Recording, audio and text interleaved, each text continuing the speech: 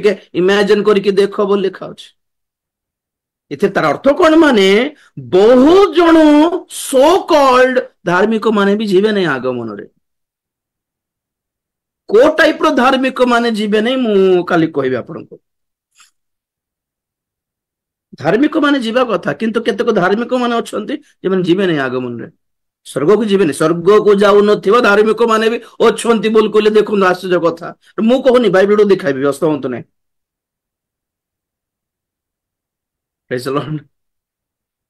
ତ ଏଇ ଅବସ୍ଥା ବି ଦେଖନ୍ତୁ, ଏଇ ଇଞ୍ଜିନିୟର ଏମସେଟ କି ନିଟ୍ ପରୀକ୍ଷା ଲେଖିଥିବା ସମସ୍ତେ ଟପର ଥିବେ କି ନାହିଁ? ଟପର ମାନଙ୍କୁ ସେମାନେ ବାଛନ୍ତି କି ନାହିଁ? କେତେକ ଏକ୍ସାମରେ ପାସ୍ ହେଲେ ବି ଲାଭ ନାହିଁ ବୋଲନା ପରି। କେତେ ରାଙ୍କ ଅଛି ଟପ୍ 10 ରେ ଥିଲେ ସେଟା ଅଲଗା, ସେ ରେଞ୍ଜ ଅଲଗା, ଟପ୍ 100 ରେ ଅଲଗା, ଟପ୍ 1000, ଟପ୍ 10,000, ଟପ୍ 20,000 30,000 ରାଙ୍କ କେତେ 40,000 ଆସିଲେ ପାସ୍ ହେଲେ ବି ଲାଭ ନାହିଁ ସେଠି, କାରଣ ସେଠି ଟପର୍ସ ଦରକାର, ରାଙ୍କର୍ସ ଦରକାର।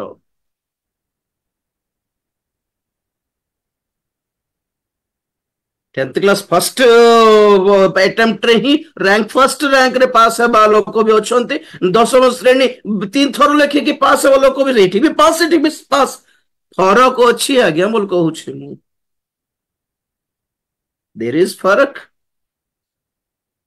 सेमिति स्वर्ग को जाई न पारिबा धार्मिक माने किए मु काली को देखिबा। आज आज कोन देखुछु माने ए जो जजमेंट अछि, विचार जहा अछि, जहा भेद जन्माइबा विचार, भेद करिबा विचार, छाणी मानो जो विचार अछि,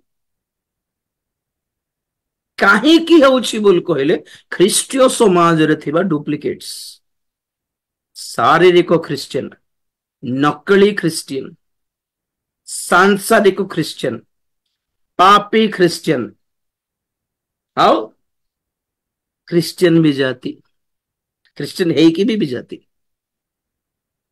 हाँ से मन कर्म रे से मन प्रकाश करते से कह तो आप केवल कही को देखो आम क्रिश्चियन बोली कहते, कथा रे क्रिश्चियन बोली कहते किंतु कर्म रे कौन कहते पुणी तीतोस पत्रिका, टाइटस तीतोस पत्रिका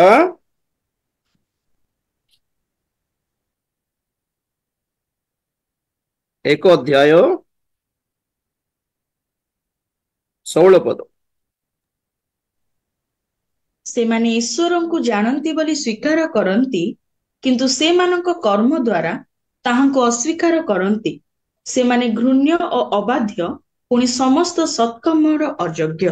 बस बस बस मुखरे स्वीकार करती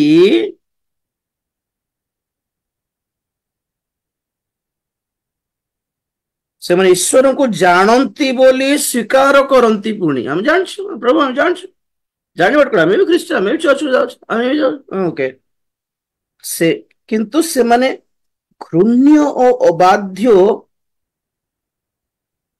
पढ़ दियो बेटा, मोर मोबाइल वर्जन रे कटि गला एटा 16 पद उतर पढ़। से माने ईश्वर को जानती बोली स्वीकार करती किंतु से मानक कर्म द्वारा ताहांको अस्वीकार करती, से माने घृण्य और अबाध्य पुणी समस्त सत्कर्मर अयोग्य। ये मोबाइल वर्जन से गोटे लाइन टा कटि जाय छै नाही ठीक, से माने अपना कर्म द्वारा ताहांको अस्वीकार बोली जणात, अस्वीकार करंती, पुणी कथावार्ता क्रिश्चियन पर लागुछि, एक्टिविटी विजाति पर लागुछि।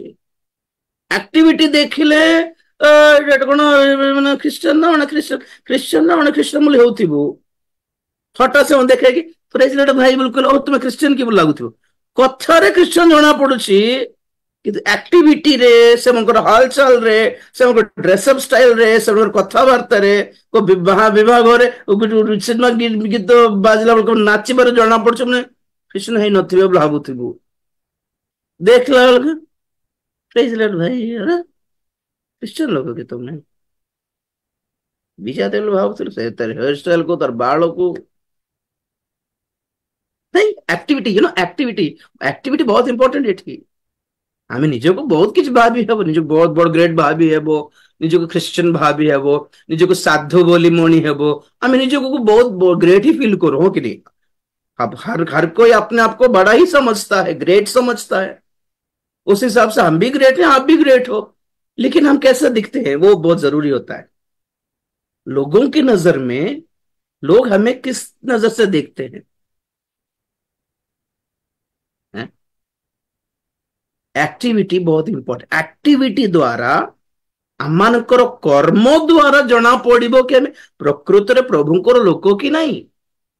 କଥାର କଣ ଅଛି, ବଡ ବଡ କଥା କହିପାରୁ, ଆଉ ପ୍ରାର୍ଥନାର କଣ ଅଛି ଆଜ୍ଞା, ମାଇକ ଦେଲେ ବହୁତ ବଡ ବଡ ଲମ୍ବା, ଏତେ ଭଲ ଭଲ ବ୍ୟାକରଣ, ଭଲ ଭଲ ଗ୍ରାମର, ଭଲ ଭଲ ସାହିତ୍ୟିକ ପଦ ବ୍ୟବହାର କରିକି ଆମେ ଭାବୁ ପ୍ରଭୁଙ୍କ ନାଁ ବଢିଆ ବଢିଆ କହିକି ଇମ୍ପ୍ରେସ କରିସାରିଲୁ ବୋଲି। କବିତା କବିତା ଥିବ କେତେ ଜଣଙ୍କର ପ୍ରାର୍ଥନାରେ, ଗୀତ ବି ସେମିତି।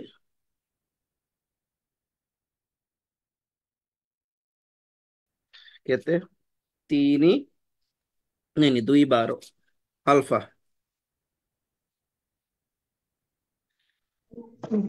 ଅତଏବ ହେ ମୋହର ପ୍ରିୟମାନେ, ଯେପରି ତୁମ୍ଭେମାନେ ସର୍ବଦା ଆଜ୍ଞାବହ ହୋଇଅଛ, କେବଳ ମୋହର ସାକ୍ଷାତରେ କଲା ପରି ନୁହେଁ, କିନ୍ତୁ ବର୍ତ୍ତମାନ ମୋହର ଅସାକ୍ଷାତରେ ଆହୁରି ଅଧିକ ରୂପେ ଭୟ ଓ କମ୍ପ ସହ ଆପଣା ଆପଣା ପରିତ୍ରାଣ ସାଧନ କର। ଭୟ ଓ କମ୍ପମାନ ସହିତ ଆପଣା ଆପଣା ପରିତ୍ରାଣକୁ ସାଧନ କର।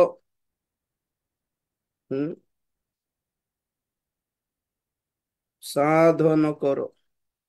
ତେଲୁଗୁରେ ଭୟରେ ଆଉ କମ୍ପରେ ଆପଣା ଆପଣା ପରିତ୍ରାଣକୁ ଧରି ଚାଲ।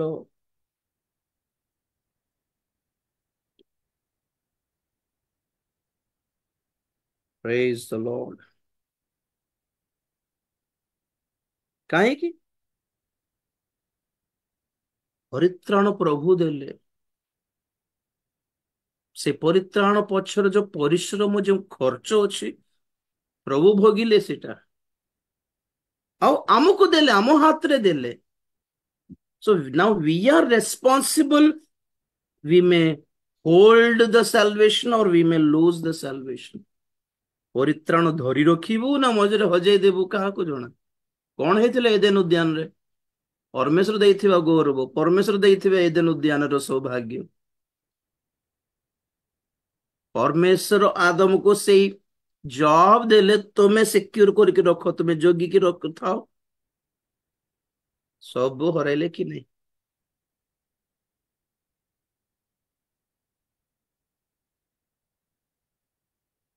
ସ୍ୱର୍ଗର ଦୂତ ମାନେ ଯଦି ପାପ କରିପାରୁଥିଲେ, ପାପ କରିପାରିବାର ସୁଯୋଗ ଥିଲା, ଏଦେନ ଉଦ୍ୟାନ ରୂପ ଗୋଟେ ପବିତ୍ର ସ୍ଥାନରେ ଗୌରବ ବିଶିଷ୍ଟ ଆଦମ ହବା ଯଦି ପାପ କରିକି ଗୌରବ ହରାଇବାର ସୁଯୋଗ ସମ୍ଭାବନା ଥିଲା, ତ ପାପ ଜଗତରେ ଆମେ କିଏ ପରିତ୍ରାଣ ହରାଇବୁ ନେଇ କି ହେଲେ?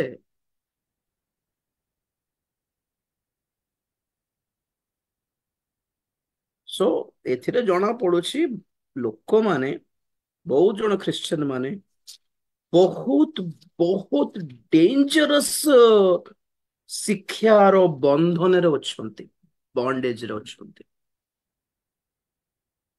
ଡେଞ୍ଜରସ୍ ଶିକ୍ଷାର ବନ୍ଧନ କାହିଁ କହୁଛି, ମାନେ ସେମାନଙ୍କର ମାଇଣ୍ଡ ଏତେ ବ୍ରେନ ୱାଶ ହେଇଯାଇଛି କି ଆମେ ବୁଝାଇଲେ ବି ବୁଝିବେ ନାହିଁ। ଆଉ କାହିଁକି ବୁଝିବେ ନାହିଁ? ବହୁତ ଥର କହିଲେ, ଏବେ ବି କହୁଛି, ସତରେ କହୁଛି, ମଜା ପାଇଁ କହୁନି। ଯେଉଁମାନେ ମନୋନୀତ ଦଳରେ ନାହାନ୍ତି ସେମାନଙ୍କୁ ବୁଝେଇଲେ ବି ଆଉ ବୁଝିବେ ନାହିଁ ପୁଣି। ଯେଉଁମାନେ ବିନଷ୍ଟ ହେବା ପାଇଁ ଫିକ୍ସ କରାଗଲେ, ବୁଝେଇଲେ ବି ବୁଝିପାରିବେନି। ସେ ପଦ ପର୍ବ ପରିକି ଦେଖେଇବେ ଆପଣଙ୍କୁ। ମୁଁ ତୁଚ୍ଛାରେ ଯାହା ମନକୁ ଆସିଛି ତାହା କହେ ନାହିଁ, ବାକ୍ୟ ପଢିକି ମନରେ କନଭିନ୍ସ ହେଲେ ହିଁ କହେ ମୁଁ। ଓକେ, ତ ଆମେ ଦେଖିପାରୁଛୁ କି ପ୍ରଭୁଙ୍କର ଆଗମନ, ତ ଏଟଲିଷ୍ଟ ଏତେ ଆଗମନ, ରାପଚର ବୋଲିବାର ଏତିକି ଶିକ୍ଷା ନଦେଲେ ବି ଖ୍ରୀଷ୍ଟିଆନ ଜୀବନ ବୋଲି କହିଲେ ପବିତ୍ର ଜୀବନ କାଟିବା, ଆତ୍ମିକ ହେବା, ଟିକେ ଧାର୍ମିକ ହେବା, ଟିକେ ଠକିବା ନାହିଁ ଲୋକମାନଙ୍କୁ, ମିଛ କହିବା ନାହିଁ ବୋଲି हाँ, ଲୋକମାନଙ୍କୁ ଠକିକି ପଇସା ଆଣିବାର କାମ କରିବ ନାହିଁ ବୋଲିବାର ଏକ ଏକ ଏକ ବିବେକ ଆମମାନଙ୍କୁ ଆଘାତ ନ କଲେ କେମିତି ହେବ? ଆମେ ପ୍ରଭୁଙ୍କ ଲୋକ ଏମିତି କରିବାର ନାହିଁ, ଆମେ ପ୍ରଭୁଙ୍କ ଲୋକ ଆମେ ସେମିତି କରିବାର ନାହିଁ ବୋଲି ନିଜକୁ ଆମେ ଛୁଆମାନଙ୍କୁ କହୁଛୁ ଘରେ। ପ୍ରଭୁଙ୍କ ଲୋକ ମାନେ ଏମିତି କହିବା କଥା ନାହିଁ, ପ୍ରଭୁଙ୍କ ଲୋକମାନେ ଆମେ ଏମିତି ଡ୍ରେସ୍ ପିନ୍ଧିବା କଥା ନାହିଁ, ଆମେ ପ୍ରଭୁଙ୍କ ଲୋକ ଏମିତି ଏମିତି କଥା ଗୁଡିକ ପାଟିରୁ ବାହାରିବା। ଆମେ ମୋର ଝିଅକୁ ମୁଁ ଶିଖାଉଛି ନ୍ୟାଚୁରାଲି,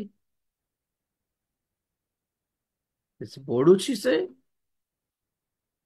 ତ ଦୁନିଆ ସବୁ ଦେଖୁଛି, ତାର ସାଙ୍ଗମାନେ ସ୍କୁଲରେ କେମିତି ଅଛନ୍ତି ସେ ଦେଖୁଛି, ଚର୍ଚ୍ଚରେ ସଣ୍ଡେ ସ୍କୁଲରେ ପିଲାମାନେ କେମିତି ଅଛନ୍ତି ଦେଖୁଛି। ସମସ୍ତେ ଏକ ଟାଇପ ତ ନଥିବେ ନା। କେମିତି ଗୋଟେ ଛୁଆ, ଗୋଟେ ଖ୍ରୀଷ୍ଟୀୟ ପରିବାର ମଧ୍ୟରେ ଗୋଟେ ଛୁଆକୁ କେମିତି ଆମେ ତାର ପାଳନ ପୋଷଣ କରୁ? ପାଳନ ପୋଷଣ ଆମେ ଖାଲି ଖାଇବା ପିଇବା ଦେଉଛି ସେତିକି ତ ନାଇଁ ନା। ଏକ ଏକ ଏକ ଏକ ଏକ ପବିତ୍ର ଲାଇଫଷ୍ଟାଇଲ ଆମେ ଶିଖାଇବା ଦାୟିତ୍ୱ ନୁହେଁ କି ଆମ ମା ବାପାଙ୍କର?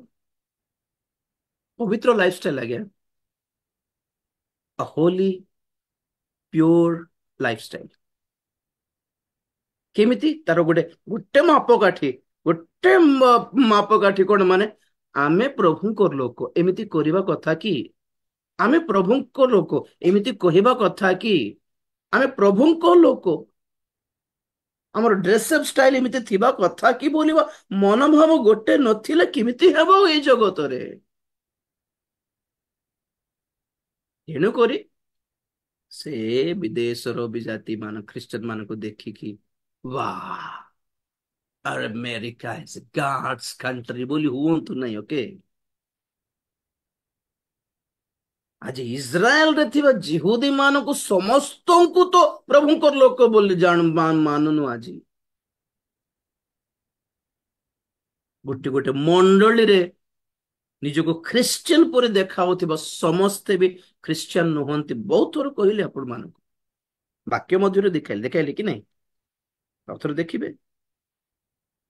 ଲୋକ 16 ଲୋକ 16 ଅଧ୍ୟାୟ 16 ପଦ।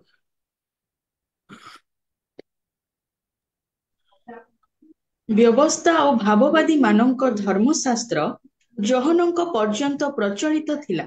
ସେହି ସମୟଠାରୁ ଈଶ୍ୱରଙ୍କ ରାଜ୍ୟର ସୁସମାଚାର ପ୍ରଚାରିତ ହେଉଅଛି, ଆଉ ପ୍ରତ୍ୟେକ ଲୋକ ପରାକ୍ରମ ପୂର୍ବକ ସେଥିରେ ପ୍ରବେଶ କରୁଅଛନ୍ତି। ବାସ୍,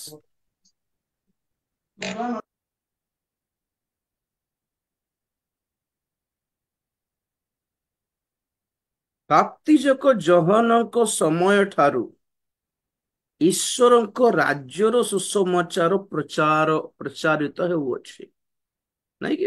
ଈଶ୍ୱରଙ୍କ ରାଜ୍ୟ ବୋଲିବାଟା ଏ କନସେପ୍ଟଟା ନୂତନ ନିୟମ ଷ୍ଟାର୍ଟ ହେଲା ପରଠୁ ଷ୍ଟାର୍ଟ ହେଇଛି, ବାପ୍ତିଜକ ଜହନ ଠାରୁ। ଓକେ, ତ ସେ ବେଳଠୁ ପ୍ରତ୍ୟେକ ଲୋକ ପରାକ୍ରମ ପୂର୍ବକ ସେଥିରେ ପ୍ରବେଶ କରୁଅଛି। ବାପ୍ତିଜକ ଜହନ ଯେତିକି ବାପ୍ତିସ୍ମ ଦେଇଛନ୍ତି, ମାନେ ବହୁତ ଦେଇଛନ୍ତି ବୋଲି ଜଣା ପଡୁଛି। ସମ୍ ହଣ୍ଡ୍ରେଡ୍ସ ଥାଇପାରନ୍ତି, ନାଇଁ କି? କିନ୍ତୁ